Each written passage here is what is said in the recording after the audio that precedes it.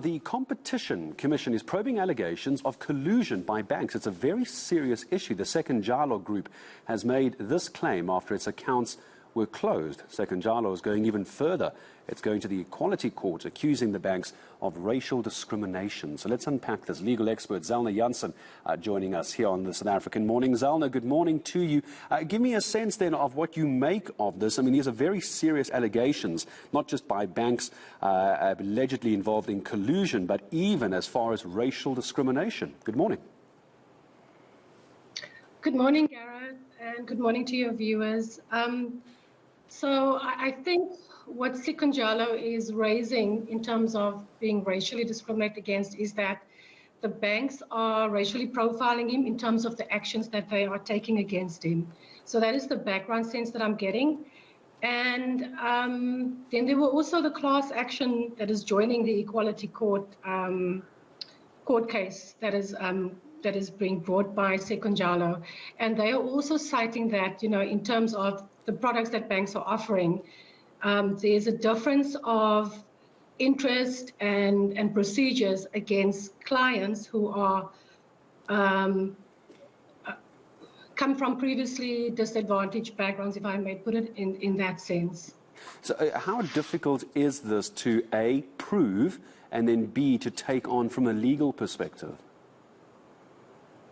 I think it's very difficult because, the banks offer various products and it's going to be different in each scenario. So, and improving racial profiling, it will be difficult. But in the article that I wrote, I mentioned that we come from this system capitalist system where it's rigged to favor a certain group of people. So those that have will protect it, and they would obviously, in terms of the system that we have, and it's based on our Roman Dutch law. Remember, Roman Dutch influence came from South Africa being colonized. So in terms of that, they also colonized the laws that were applicable in terms towards indigenous communities. So now we are all under this law, but at the same time, and that is to protect the security of property and being able to have a business and make a profit. And obviously in making that profit, we have laws in terms of the Basic Conditions of Employment Act, so you have to treat your employees in a certain way. But we also have a constitution, and then there's also this, since our democracy, the aim has really been to transform our society, to give back to those that were previously disadvantaged.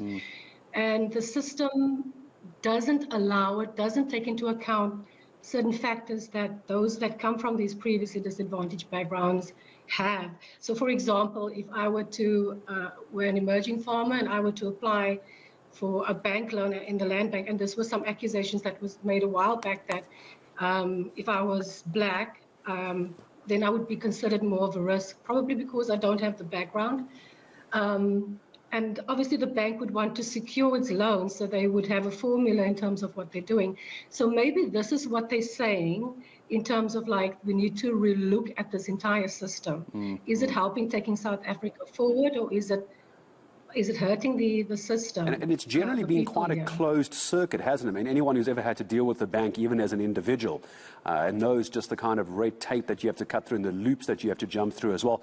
Regardless of how this might go, just to your article, what this is going to do, I think, bring under the microscope how financial institutions are providing the security and providing the kind of support that they advertise that they do, but that might not necessarily be the case. It's a final question to you, because this could really open up a can of worms, but it could be a good can of worms.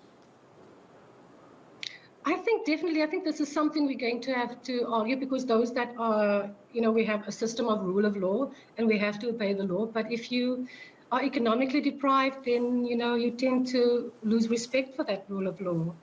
And, you don't want that to happen. And it seems if you look at the July unrest last year already, those sort of catalysts are starting to spill over. So I think even it's not just banks, but even government must take stock of what have they done in terms of negotiating with the banks so that they can have products that have take into account different maybe circumstances for those that come from previously disadvantaged backgrounds. And when I say previously disadvantaged, it could be anything from, you come from a classroom where there's 40 students as opposed to in Plumstead or Constantia where, there's 10 students in a class.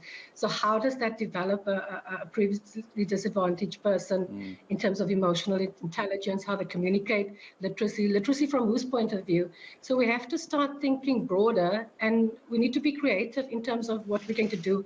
And that also means universities also have to start thinking now, looking at different solutions, because it doesn't seem to be that the system that we have seems to be working for everybody. So we have to start this conversation and see where that ends up. Yeah, previously disadvantaged, but I like the way you said it, previously disadvantaged, but according to who? That's going to be the crux of this. Zelna Jansen, thank you very much indeed for your time. I'm sure we're going to speak again about this. The Competition Commission, just to remind you, allegations of collusion by the banks, the Commission looking into that. And also, as a result of Second Jalo, the Second Jalo Group has made claims that it's now going to the Equality Court, even accusing banks of racial discrimination. It's a very serious allegation. We'll, of course, follow that up for you as the story develops. But